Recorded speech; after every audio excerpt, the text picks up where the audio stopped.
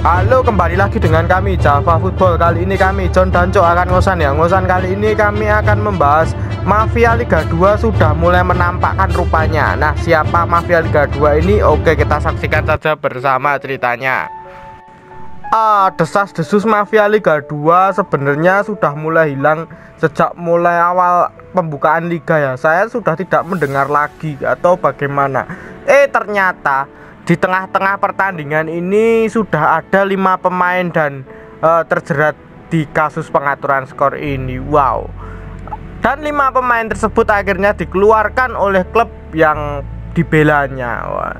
Malah yang melaporkan itu adalah dari pihak manajemen klubnya sendiri gitu. Maunya dalam arti berarti manajemen gak terlibat, yang terlibat ini pemainnya. Lah menurut pandangan saya pribadi, ini yang perlu dibenahi di Indonesia. Ini sangat susah sekali. Mental para pemainnya itu susah sekali untuk dibenahi. Bahkan mental pemainnya itu kan rawan sekali. Apalagi yang klub itu nunggak gaji, klubnya masih belum bayar gaji, klubnya gajinya itu dipotong-potong. Lah itu mengakibatkan pemain-pemain seperti ini. Ya memang manajemen klub Liga 2 sudah sangat beda sekali dengan tahun-tahun lalu. Tahun ini mungkin manajemen klubnya sudah lebih baik ataupun sudah lebih mendingan. Orang lebih baik mendingan lah ibaratnya seperti itu. Nah, klub yang terlibat ini adalah klub Perserang.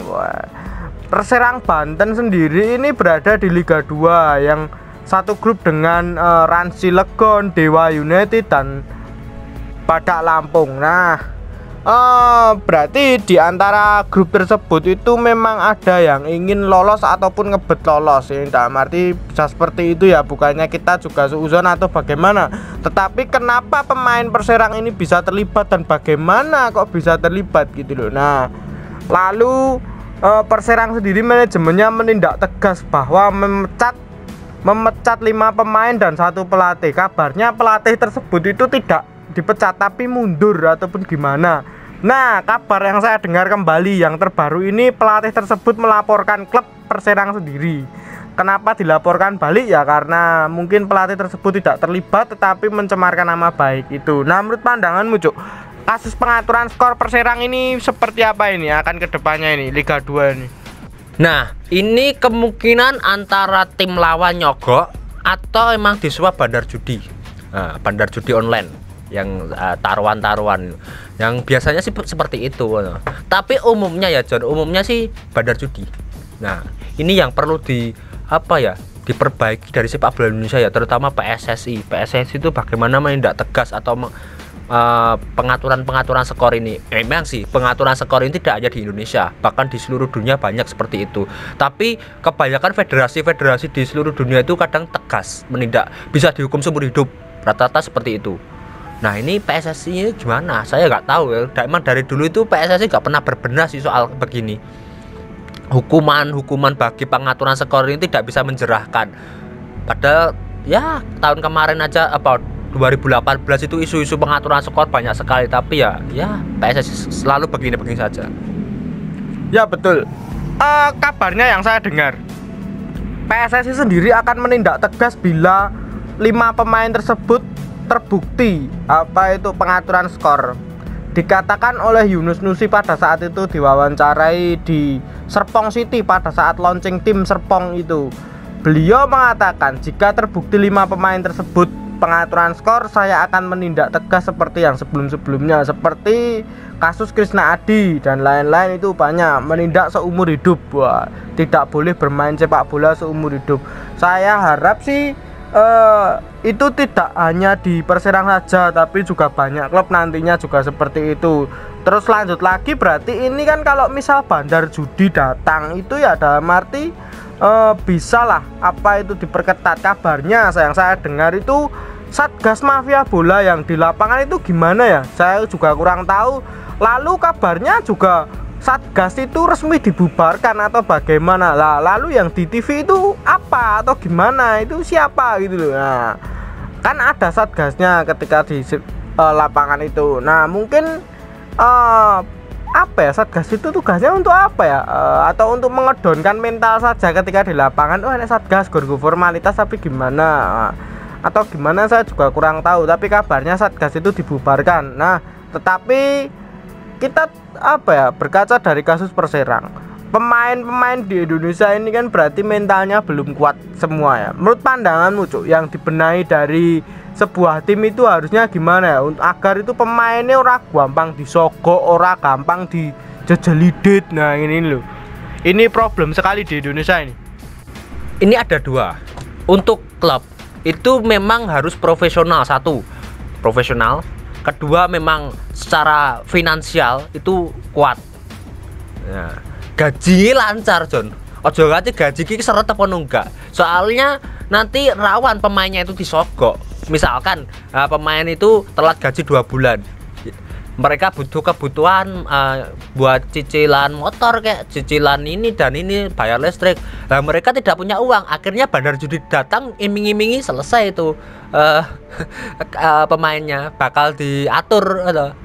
Nah, untuk pemain sendiri itu harusnya emang dari sistem pembinaan usia muda kita, bagaimana mendidik mental pemain itu ya passion terhadap sepak bola, bukan hanya mencari uang. Karena kalau oriented money ya selesai itu, karena iming-iming bandar judi itu sangat besar sekali, bahkan berlipat-lipat bisa.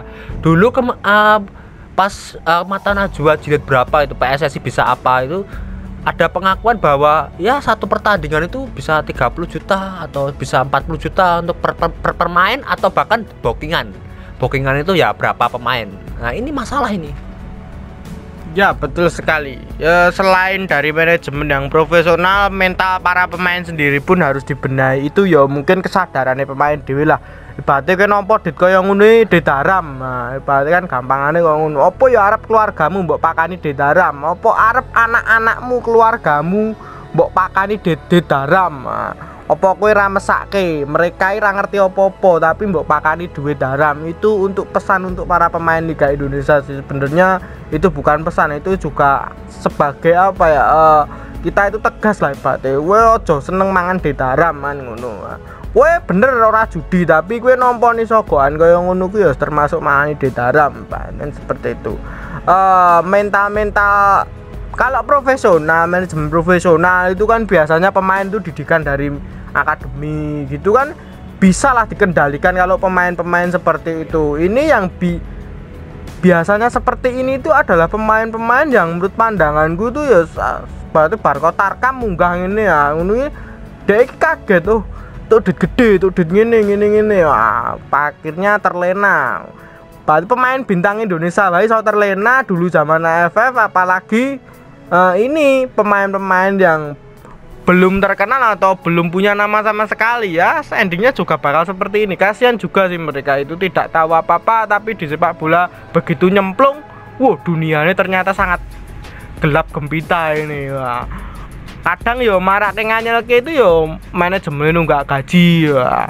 Yang saya dengar Rabu nanti PSSI jilid apa, PSSI bisa apa, jilid berapa itu akan ditampilkan lagi di Mata Najwa. Kabarnya akan membahas tim Perserang ini. Menurut pandanganmu Cuk, gimana ini tim Perserang ini? Manajemennya pun sendiri juga sudah mulai geram terhadap para pemainnya yang disogok ini loh. Menurut pandanganmu gimana? Pengaturan skor Indonesia ini dari tahun ke tahun kok iji enek terus iji eneng wae mesti lho. Nek ra 8 besar 16 besar kan biyen mesti lho ngene iki.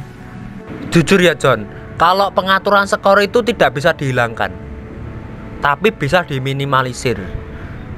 Ya wajar sih, maksudnya gimana? Ya nggak wajar, maksudnya gimana nih? Gini lah, selama judi itu masih ada, judi online kayak judi apa, ya mungkin pengaturan skor akan terus ada. Bahkan selama sepak bola itu ada. Wong gagas Perserang, lah wong Tarkaman antar desa kadang iso nggo diatur skore. Ya ki selama sepak bola bahkan kompetisi itu ada yang berbau-bau uang, yaitu apalagi sepak bola industri, pengaturan akan selalu ada. Tapi bagaimana cara sepak bola di suatu negara itu meminimalisir terjadi itu, entah itu pengawasan dari federasi, tim keamanan ketat, yaitu manajemen profesional, terus pemain terdidik mentalnya dari akademi dan lain-lain.